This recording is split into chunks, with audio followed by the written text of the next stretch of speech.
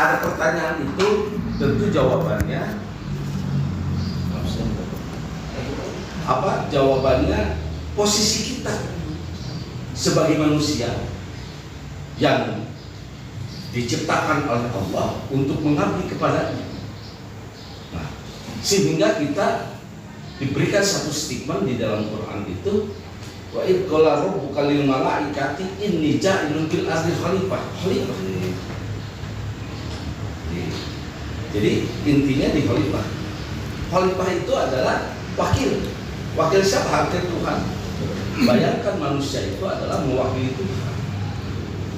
Bisa dibayangkan dari aspek ekonomi, misalnya kita tidak mewakili Tuhan yang untuk melaksanakan hidup dan kehidupannya di masyarakat, yang pada akhirnya apa?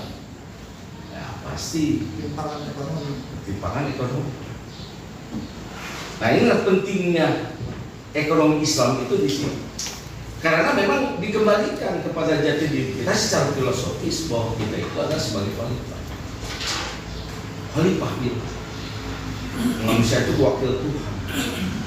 Kenapa ketika melaksanakan ekonomi tidak sesuai dengan nilai-nilai keislaman? Bukan hanya ekonomi, dari berbagai aspek dimensi. Nah, jadi kalau bisa itu Pak. Jadi ya kita jangan sederhanakan hanya kepada ekonomi saja sebetulnya. Jadi dalam berbagai dimensi harus mengacu, harus merujuk kepada satu titik, yaitu adalah Allah. Allah sudah memberikan satu guidance yang difirmankan langsung oleh Allah, itu terdapat di dalam. Ada yang memang firman Allah tetapi tidak dibunyikan dengan suara Allah. Firman Allah tapi dibunyikan dalam esensi, diberikan hanya esensi saja. Informasi itu yang disuarakan oleh Rasulnya, jadi Nabi Muhammad SAW. Atau mungkin itu dari Allah tapi tidak dibunyikan oleh Allah, tetapi apa yang dilakukan oleh Rasul itu harus sesuai dengan keinginan Allah. Itu ya Pak. Ya, jadi inilah mungkin salah satu yang harus kita perkuat itu adalah ingat bahwa kita itu adalah khalifah Tuhan, wakil Tuhan. Sehingga kalau sudah menjadi wakil Tuhan, kita harus sesuai dengan Tuhan gitu. Kayak predikat itu berat, Pak. Ya predikat itu kayak berat gitu. Berat satu predikat itu. Makanya kalaupun kita berat melaksanakannya, paling tidak kita meluruskan. Assalamualaikum. Waalaikumsalam. Minimal tidak bertentangan lah ya dengan agamanya.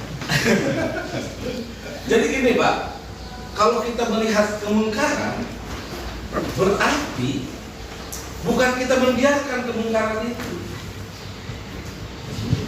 Kalau kita melihat kemungkaran, kata Rasul, Pak Yubayni Rubiani, kalau memang kita tidak memiliki kemampuan, baiklah tadi Pak Bisa. Kalau kita tidak kemampuan berbicara, ya tapi kau ini wali ada kita gitu. Nah, di sini tantangannya S2 di ekonomi syariah itu bagaimana kita harus meluruskan pihak perbankan yang konvensional, ekonomi yang konvensional harus betul-betul sesuai dengan nilai ajaran Islam. Oh, kita tidak berhasil, nggak apa-apa. Yang penting kita ada intinya. Sampaikan. Itu saya intinya di sana dulu lah gitu ya Pak. Jadi kalau masalah itunya Bapak bisa pelajari sendiri lah gitu.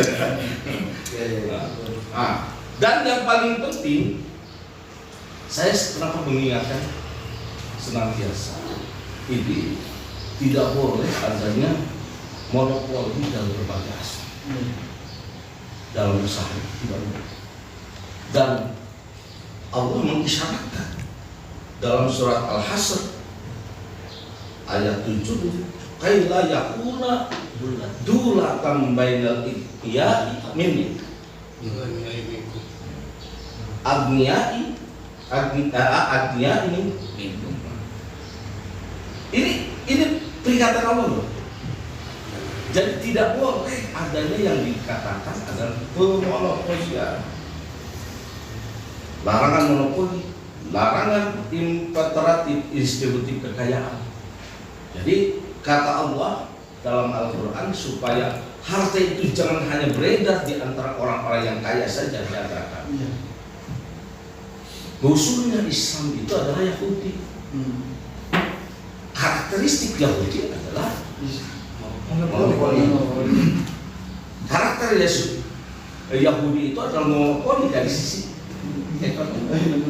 Betul kan gitu? Itu realitasnya loh. Oh ini kan bukan orang Yahudi, orang Islam.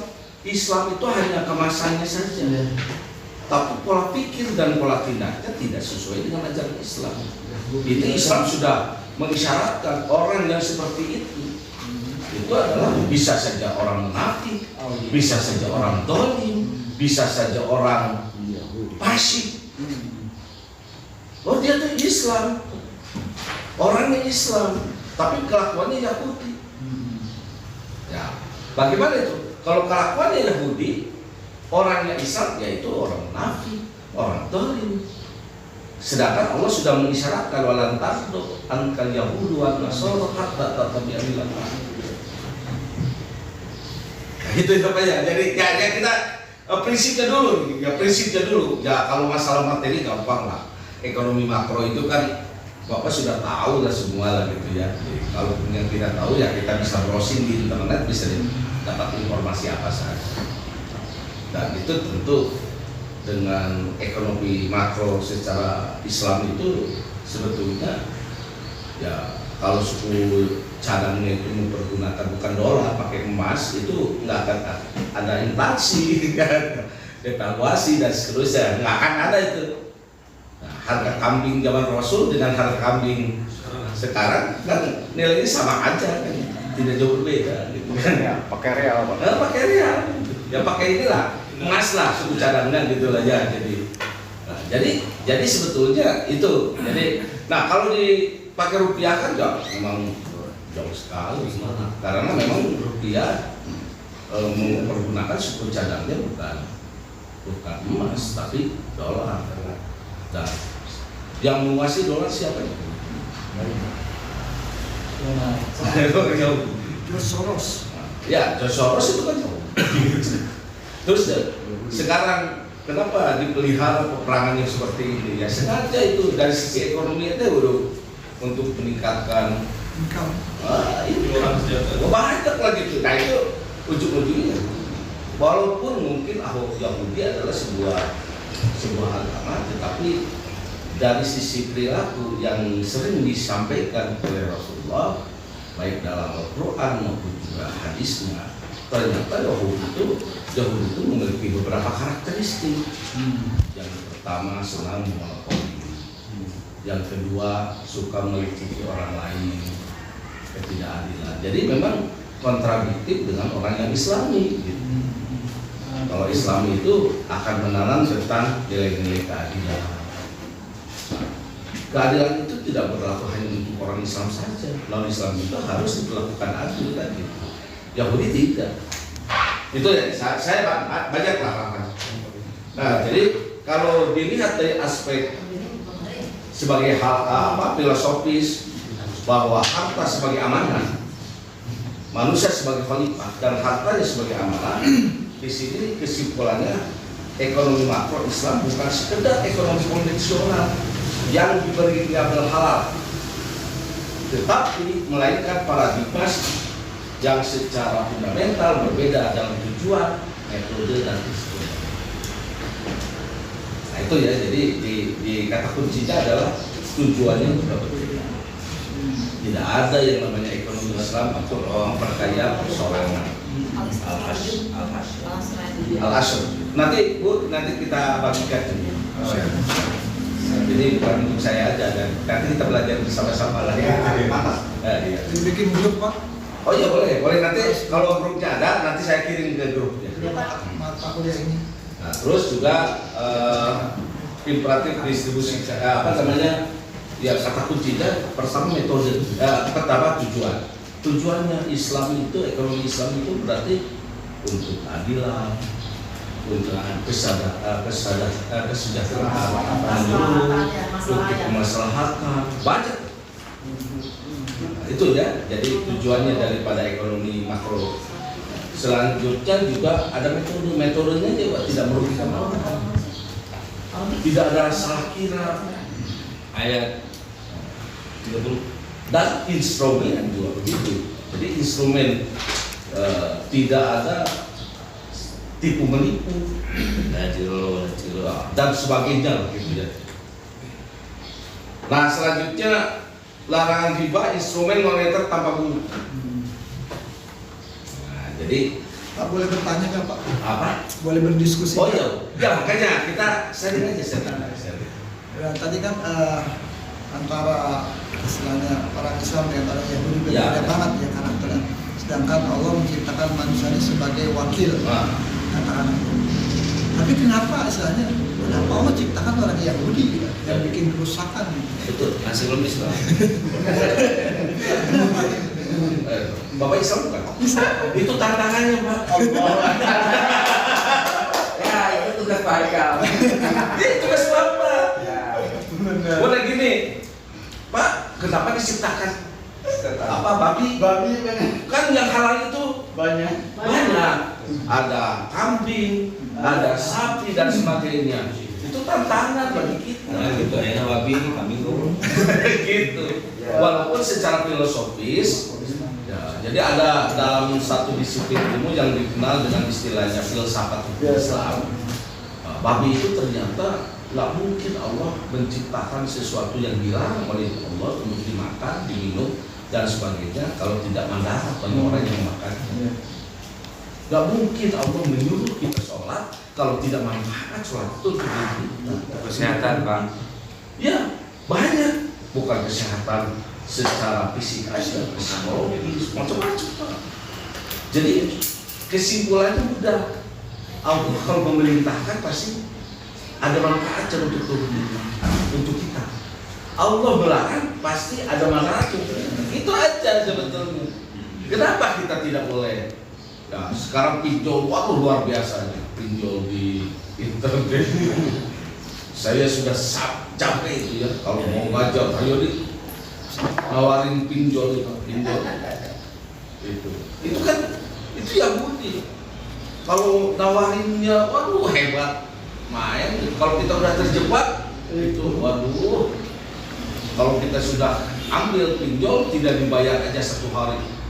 Mungkin 20 kali telepon terus rusak. Kan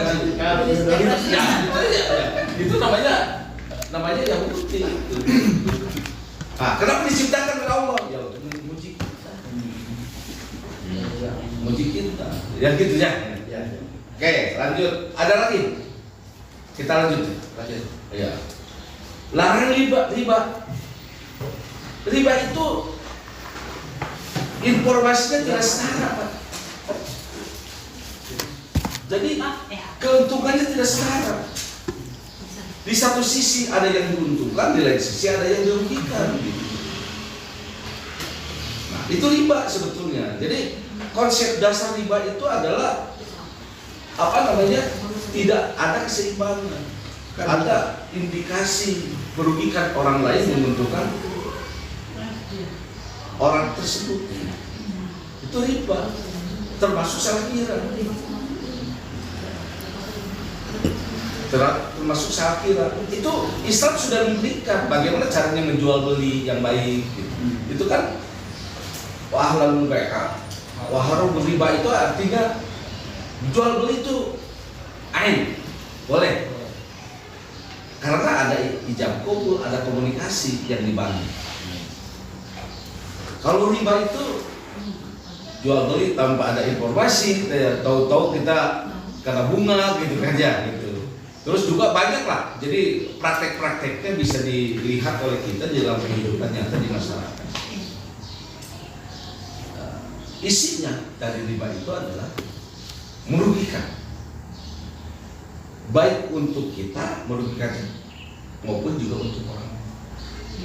Itu yang dimaksud dengan riba. Jadi jangan-jangan kita juga jual beli, kita merasa untung, orang lain rugi.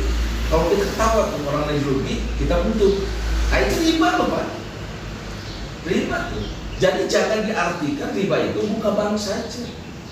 Setiap perilaku yang kita lakukan dan ternyata berkaitan tentunya dengan ekonomi, ternyata itu menguntungkan diri kita, merugikan orang lain, itu riba. Riba pantun. Ya. Kita minum kopi di pinggir jalan cuma 5.000. Kita minum kopi di Starbucks 75.000. Betul. Rugi kita. Ya betul. Sakitnya Itu riba sebetulnya. Yang kedua nggak ada aktivitas. Satu apa? Tidak sah itu bahkan minum kopinya juga. Karena apa? Karena tidak ada ijab kabul. Adanya itu Pak Ustadz, betul nggak gitu? Dan keduanya harganya berlipat ganda Pak. Itu kan teori Adam Smith itu teori riba. Dengan modal sekecil-kecilnya mendapatkan keuntungan yang sebesar-besarnya. Itu konsep ini. Kalau bagaimana yang baik itu, ya jual beli itu adalah keuntungan yang apa namanya, yang wajar. Yang ada akadnya Pak. Terus kalau kita makan di kuliner nggak ada akad Pak. Iya. Hanya memang ada juga pendapat lain karena itu sudah dianggap biasa, itu sudah dianggap salah dengan itu. Memang harusnya kan lebih aja begitu, ada ijab kabul. Tetapi karena ini transaksinya dianggap biasa, jadi ada pendapat ulama lain yang membolehkan, nggak apa-apa tidak ada transaksi juga, sudah dianggap itu adalah sudah ijab kabul. Dianggap gitu ya. Seperti ini sama aja kan, menurut Imam siapa tuh? Kalau kita naik haji ya, supaya tidak banyak berdesak-desakan di Masjidil Haram. Akhirnya di tempat Masjidil Haram itu kan banyak di hotel atau di apa namanya, ada masjid-masjid di sekitar itu yang ada di Nusha, di Mispalah dan seterusnya. Nah, kalau orang yang sholat di sini sama dirinya dengan sholat yang di Masjidil Haram. Ada pendapat ulama itu. Karena memang mungkin lebih banyak pertimbangan dari kepada kemaslahatan, jangan sampai nanti menjadi sebuah kecelakaan. Nah itu pendapat ulama buat sah-sah saja. Dan ketika dia berpendapat kalau benar, dua-duanya dia benar gitu pendapatnya, dia mendapat 2 pahala. Kalau salah hanya 1 pahalanya kan gitu. Itu bedanya, enaknya jadi hakim biar orang pintar tuh begitu lah gitu. Oke, kita lanjut ya. Itu Quran. Sedangkan dalam dalam ayat yang lainnya di dalam surat Al-Baqarah ya. Ya ayyuhalladzina amanu taqullaha wa daru ma baqiya minar riba in kuntum tu'minina fa in lam taf'alu fa'daru biharbin minallahi wa rasulih. Ini ya, jadi ini sebetulnya satu peringatan yang sangat keras oleh Allah dan Rasulnya. oleh Allah ya. Jadi Allah menyampaikan, hei orang-orang yang beriman, bertakwalah kepada Allah dan tinggalkan riba.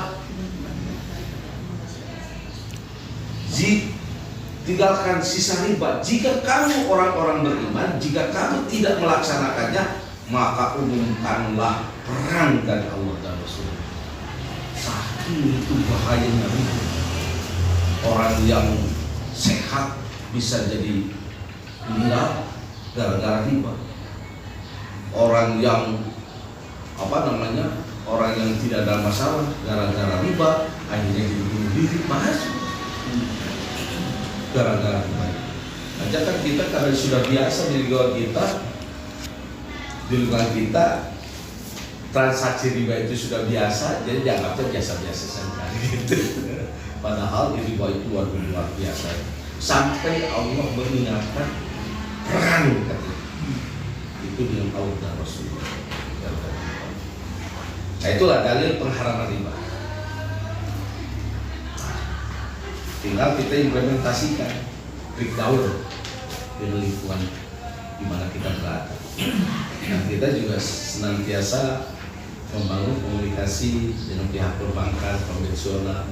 Malah ketika ditawarkan ada perbankan syariah, perbankan Islam, kita lebih tertarik kepada konvensional dibandingkan dengan syariah. Ya. Apa tuh sebabnya? Saya tanya nih, ya, pengalaman Bapak pasti, ya, Bapak juga pasti trustnya kepada konvensional, tapi syariah tidak. Apa itu masalahnya? Ya, silakan Pak. Yang pertama sosialisasi. Yang kedua, pada kenyataannya di bangsa itu justru lebih mahal dibanding konvensional. Jadi saya mengalami sendiri. Lebih mahal ya.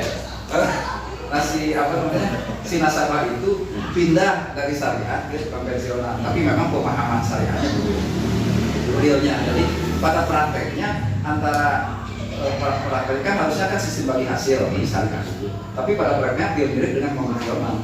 Fungsi pembayarannya. Mantan kepala bapak. Siapa? Oh ya, nggak apa-apa. Jadi Konvensional. jago. Nggak tahu. Konvensional. Paham. Jadi sini sebetulnya satu Pak. Kalau saya bukan dua. Kalau sosialisasi itu sudah banyak disampaikan dan sebagainya. Hanya satu. Bapak-bapak harusnya menggantikan orang-orang bank konvensional yang memahami tentang ekonomi syariah. Pekerja bank yang ada di syariah itu adalah pekerja bank yang berasal dari konvensional, yang wawasan keilmuannya nol, tidak ada. Sehingga disamakan, prakteknya disamakan dengan konvensional. Jadi hanya bungkus aja. Hanya bungkus saja. Makanya akhirnya orang tidak tertarik ke bank Betul. syariah. Jadi contoh gini, kalau di bank konvensional tidak ada di akad itu Bismillah, tapi Tidak ada. Bismillah, tapi isinya hampir sama. Sama, hanya bungkus aja, atau mungkin bukan bungkus, hanya retorika saja, formalitas saja. Kok praktek-prakteknya Yahudi juga gitu kan? Gitu betul nggak? Betul. Berarti ini kalau bapak-bapak, ibu-ibu sudah betul-betul menguasai tentang ekonomi Islam, ekonomi syariah, berarti isi itu perbankan dengan orang lain yang memahami itu. Terus tugas fungsi OJK syariahnya gimana tuh Pak? Apa dia nggak mengontrol Pak? Ya, itu kan itu sudah masuk ke wilayah politik Pak, sebetulnya. Prakteknya dia tidak memeriksa. Coba tanya, betul nggak? Ma'ruf Amin itu dia sebagai ini. Prakteknya tidak, hanya formalitas saja. Di bawahnya. Untuk apa?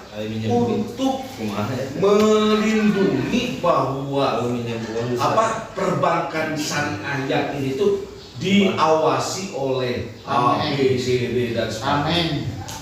Itu formalitas Pak. Ini di Indonesia salah. Kenapa di luar negeri begitu hebat syariah itu? Di negara kafir syariahnya lebih maju dibandingkan konvensional. Karena memang betul-betul dilaksanakan dengan seharusnya. Di Inggris misalnya lebih hebat bank syariah dibandingkan dengan bank konvensional. Dan di beberapa tempat memang seperti itu. Kenapa kita belum bisa? Malah seolah-olah bank syariah itu menjadi bank kedua ya gitu. Kalau sudah tidak diterima di bank konvensionalnya, bank syariah. Karena itu sebetulnya. Jadi SDM-nya. Nah ini sebetulnya makin banyak ekonomi syariah, jurusan pendidikan perbankan syariah, jurusan syariah, dan diisi itu oleh orang itu, insya Allah lama kelamaan mungkin nilai syariahnya itu betul dipraktekkan dengan sesuai dengan perintah Allah dan Rasul. Sekarang tidak, memang namanya syariah, tapi betul itu tadi bunganya 1 bulan itu berapa bisa jadi berapa? Gede itu kalau dihitung syariah itu. Jadi lebih mahal di syariah daripada di konvensional. Berarti tugas STS Gasantara Pak. Oh ya, mahasiswanya bukan STS-nya. Mahasiswanya nanti. Iya, ya salah satu institusinya STS Gasantara ini. Amin. Ya gitu. Jadi mahasiswa ini yang harus. Dan apakah Bapak sudah melakukan nggak amal ma'ruf nahi munkar? Belum kan gitu. Karena sibuk di tempat kerja Pak. Nah, ya kita introspeksi diri kita sendiri ya gitu. Jadi kenapa di Indonesia jangan-jangan itu mungkin sosialisasi sudah dilakukan banyak gitu. Walaupun mungkin tidak tidak menyentuh, tidak semasif dan konvensional. Tapi kok kenapa begini-begini saja? Dan saya lihat bank syariah itu tidak sehebat penghasilannya, tidak sehebat bank konvensional. Iya. Berarti ada apa? Keras masyarakat terhadap bank syariah itu belum terbangun.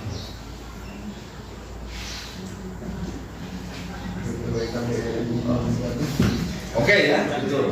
Nah, itu Qurannya pengharaman riba. Hadisnya ada pendapat ulama juga, ya gitu. Ya kalau hadis saya tidak tulis Arabnya, yang penting isinya Rasulullah melaksanakan pemakan riba, memberi riba, penulisnya dan 2 orang saksinya. Beliau bersabda mereka semua sama dosa. Itu bisa dilihat di dalam Sahih Muslim kitab Al-Musafat nomor 1558. Jadi Rasul menguatkan kepada postulat, kepada Quran.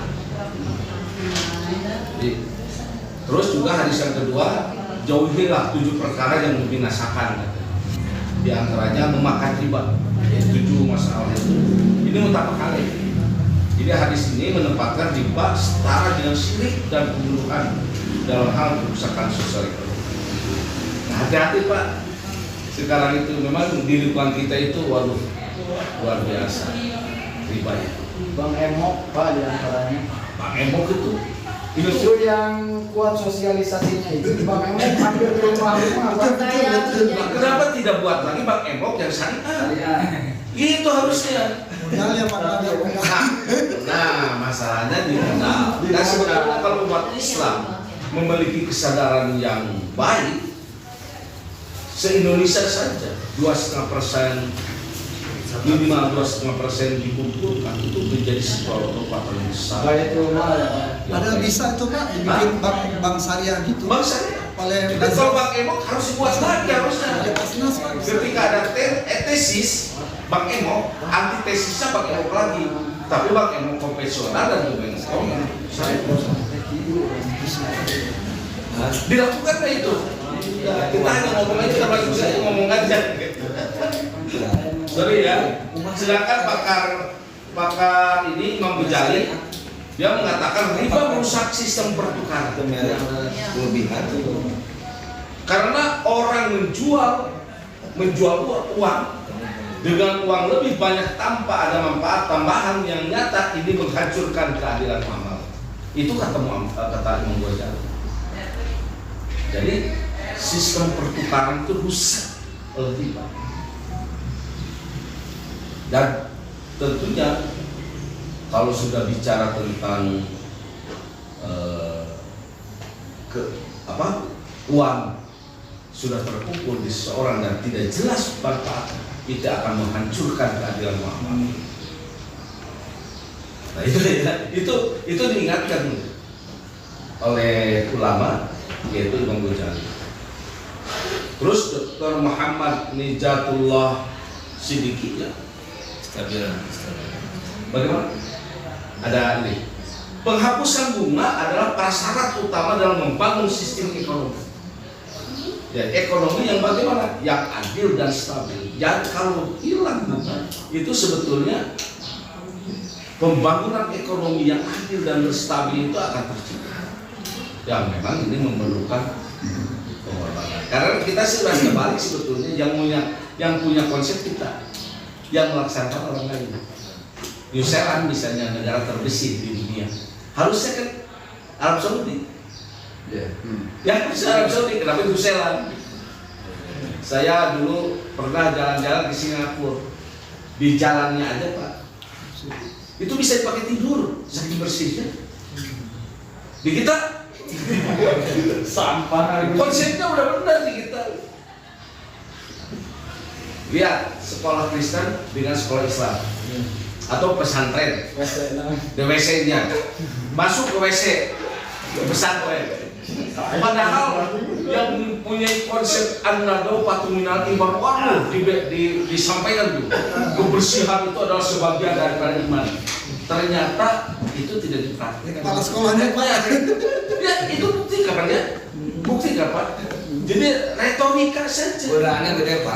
Aneh jengkalan. Dia melaksanakan orang gitu.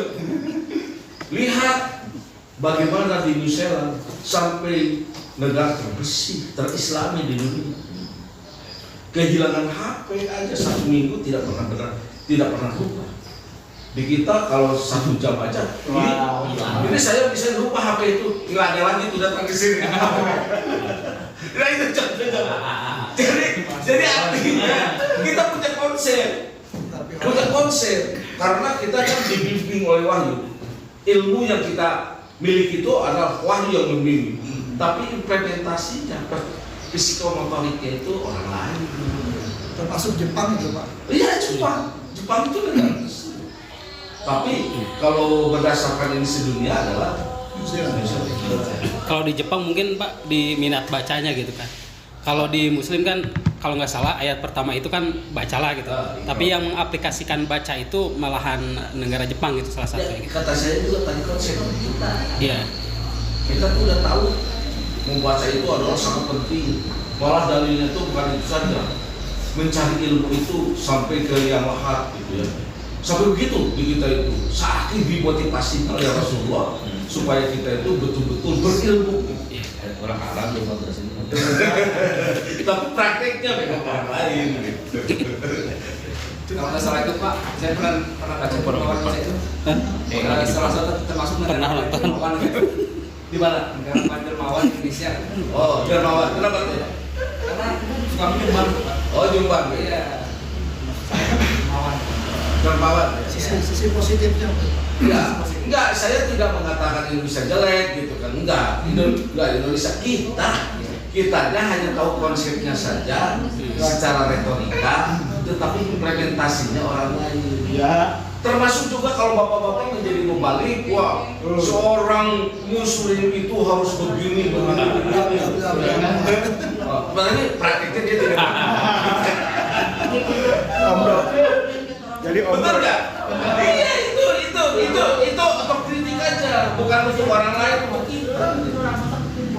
Jadi sebetulnya kalau kita koreksi, jangan menuduh orang lain dulu, kita dulu. Jadi harus kita koreksi dulu. Kalau kita sudah benar, baru kepada keluarga kita. Makanya kan perintah Allah itu ku anfusakum wa ahlikum. Jadi baik, ketika mengatakan baiti jannati itu kan harus kita dulu jadi jannah. Baru kepada keluarga. Di baiti jannati keluarga. Baiti jannati dia para syawai. Kalau sudah selesai baiti jannati, koryati jannati, kampung adalah jannati.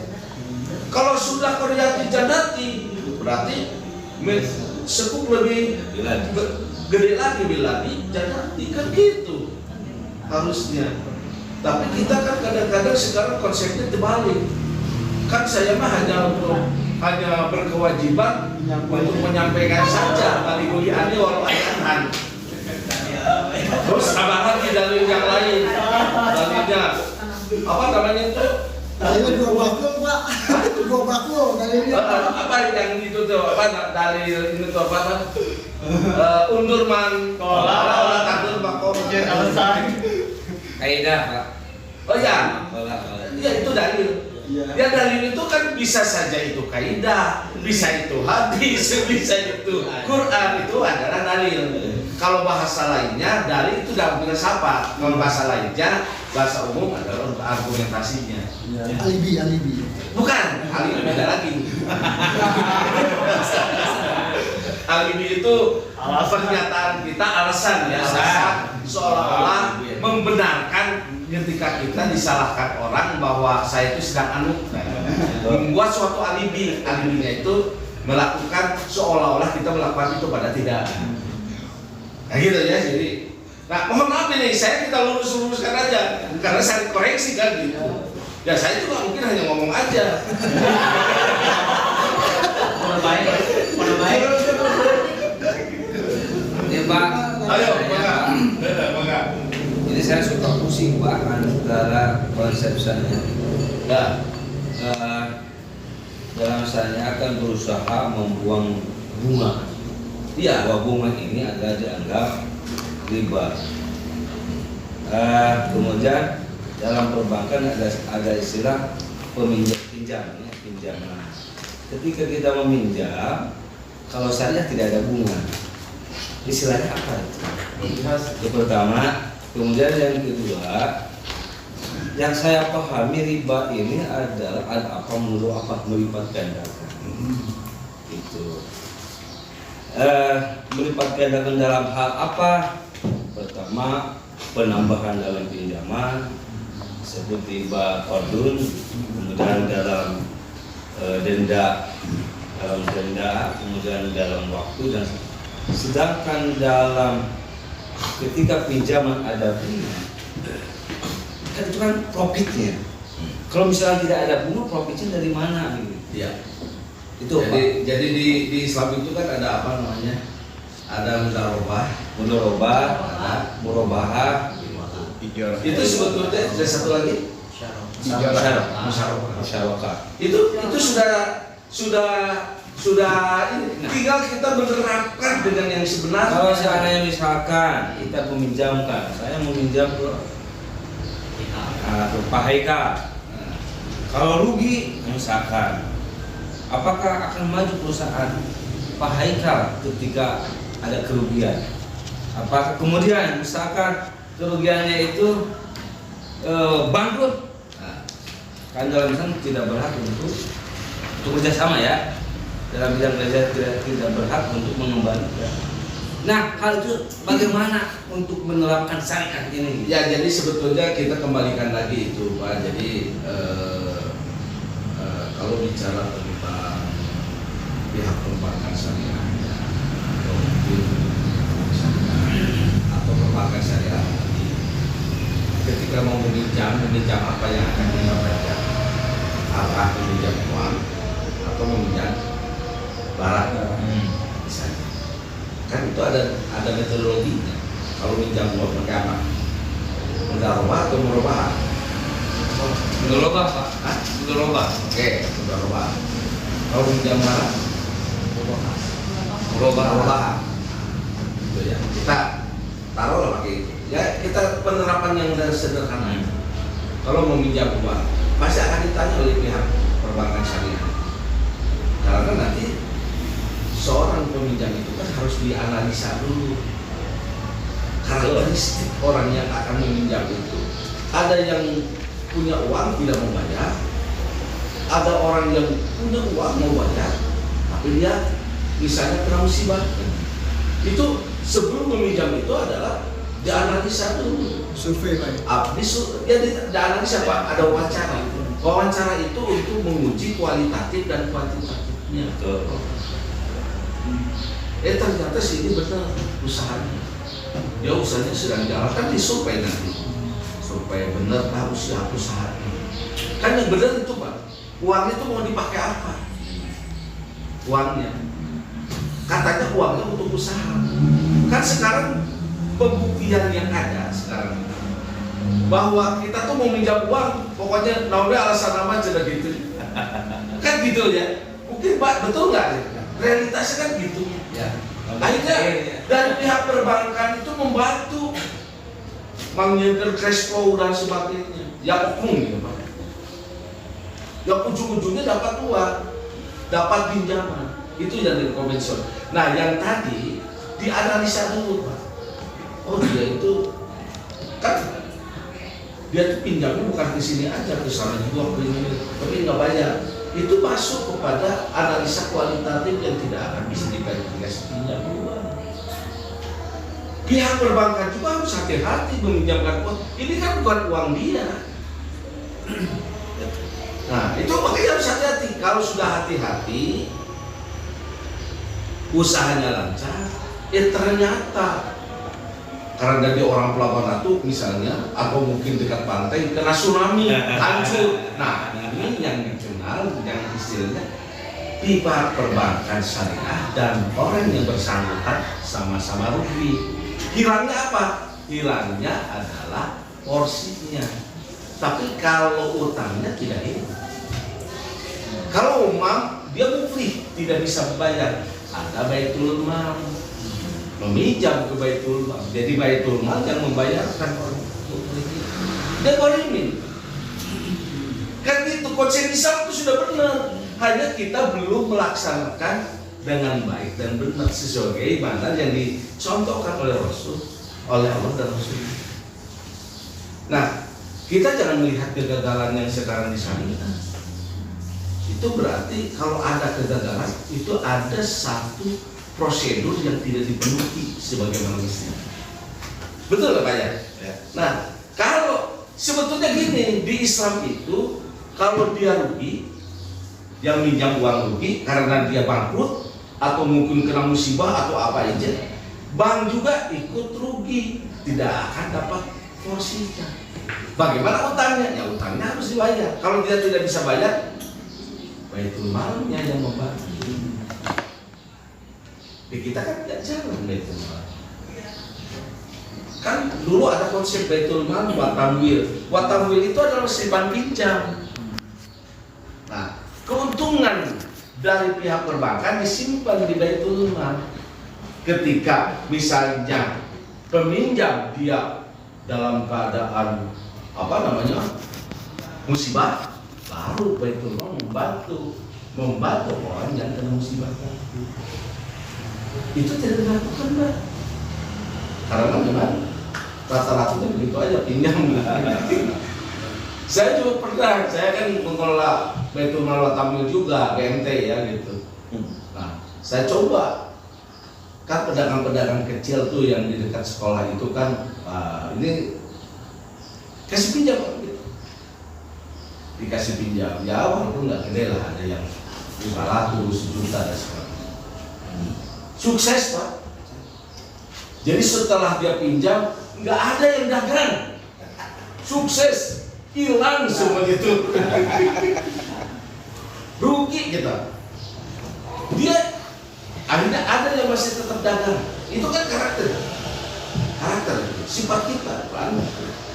Nah itu kan yang harus diperbaiki, itu karakter kita, akhlak dulu. Makanya kenapa Rasul memperbaiki akhlak dulu sebelum kepada aspek lain. Dan di atas itu salah satu ada tukang minyak ayam, udah kita bantu tuh 500.000 ya gitu ya, nggak gede.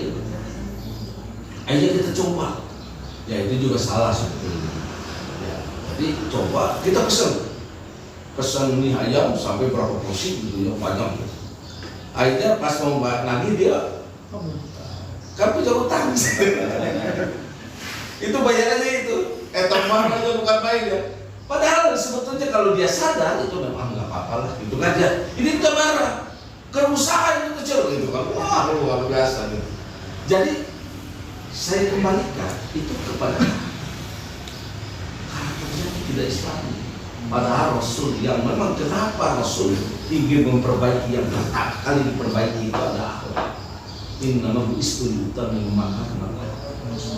Akhlak itu ternyata akan menyelesaikan permasalahan dunia apabila semua umatnya sudah memiliki akhlak yang dicontohkan oleh Rasul dan dibunyikan oleh Allah di dalam Quran. Saya rasa begitu sebetulnya. Jadi yang tadi Bapak kemukakan itu kasuistik, Pak. Jadi satu kasus yang dibikin dengan syariat tetapi tidak mempergunakan indikator kesyariatan. Jadi intinya ribanya itu kalau syariah itu menghilangkan riba. Ya, bunga. Dan jadi bunga itu ini riba. masuk Jadi gini, riba. yang dimaksud dengan riba itu bukan bunga saja, Pak. Enggak, ini yang bunga. Ya, bunga. Yang bunga ini apa? Bunga bank. Bunga bank itu riba itu. Masuk ke kategori riba. Karena memang konsep syariah itu tujuannya adalah itu menghilangkan bunga. Menghilangkan bunga. Kalau dari ekonomi ya. Dalam sisi ekonomi. Dari sisi yang lain juga, kita misalnya, nah, mohon maaf ini, jadi ada pengusaha nih, misalnya pengusaha, dan kalau usahanya itu kawan-kawan saya, dia punya pegawainya itu sudah dalam kontrak perjanjian dan kesepakatan berdasarkan regulasi di dalam kita, misalnya jam kerja itu ada 8 jam gitu ya, berangkat jam 8, kalau 8 jam, 9 jam. Jam wajibnya itu kita berangkat jam 8, pulang jam 4 ya. Jam 4. Ya ternyata dia lebih dikasih tugas ini sampai baru pulang jam 9. Jam 9 malam ya. Tidak dikasih lembur ya. Nah itu riba. Iya. Dua waktu, Pak. Enggak, maksudnya riba dia merugikan orang. Iya. Riba. Alibaba intinya memang merugikan orang, Pak. Merugikan orang riba itu.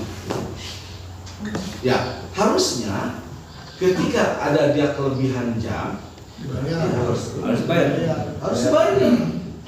Termasuk di sekolah itu. Di sekolah itu ya banyak Banyak besar. Tapi Pak, kalau misalkan belum mencapai target gimana itu Pak? ya, Pak. Kalau misalkan belum mencapai target gitu, Ya tadi saya kan gini, ada akar dulu Pak, ada perjanjian dulu. ya. Jadi dikembalikan dulu kepada perjanjian. Perjanjian, kalau perjanjiannya 8 jam jangan dipaksakan jadi 10 jam. Terus kalau perjanjiannya, terus yang kedua, kalau perjanjiannya jam 4 harus selesai semua pekerjaan, tidak selesai di sini berarti ada addendum. Addendum itu adalah perjanjian tambahan. Itu harus disuarakan, dibunyikan, disepakati kedua pihak. Kalau tidak ya berarti kita melakukan riba. Atau sebaliknya, pegawai harus 8 jam yang dikenal dengan korupsi waktu itu riba juga. Riba nasain. Nah makanya riba itu bukan hanya bunga bank saja, berbagai perilaku kita, tindakan kita kalau memang merugikan pihak lain itu bisa menjadi riba. Contoh Pak, tukang macul kalau di kampung itu kebanyakan itu ngelamun, jadi aja dilihat Capek. baru. Dulunya ada capek, dari 10.000. Makanya kembali lagi kepada perjanjian. Nah, misalnya Bapak nugasnya tukang kaku dari jam berapa sampai jam berapa? Misalnya dari jam 7 sampai jam 12. Ada perjanjian tambahan nggak di sana? Urut terus ngacul gitu kan. Tukangnya apa Pak? Ini kadang-kadang kebanyakan istirahat. Ya, makanya itu yang harus dibuat kesepakatan. Karena kesepakatan itu, perjanjian itu hukum kan. Jangan diberikan ruang sedikit pun. Kerugian. Nah, jadi Kayak masyarakat Abdan. nah gitu. Oke, saya rasa sampai di sini aja dulu lah ya gitu kalau sudah azan. Dan mohon maaf, ini saya sampai 4:30 masalahnya. Jadi tadi kan masuk 3:30. Ya, enggak termasuk riba ya Pak. Nah, ya, karena saya melebihi itu juga nanti kampus Kalau melebihi dari Bapak. Tapi saya tanyakan dulu mahasiswa bagaimana sudah sampai di sini, sepakat nggak? Kalau sepakat ya. Oke, terima kasih. Nanti kalau ada grupnya saya akan berikan informasinya sehingga Bapak dapat informasi, saya juga dapat informasi. Amin. Ya, itu saja. Terima kasih dan kita tutup pertemuan ini dengan pembacaan hamdalah. Amin. Assalamualaikum warahmatullahi wabarakatuh.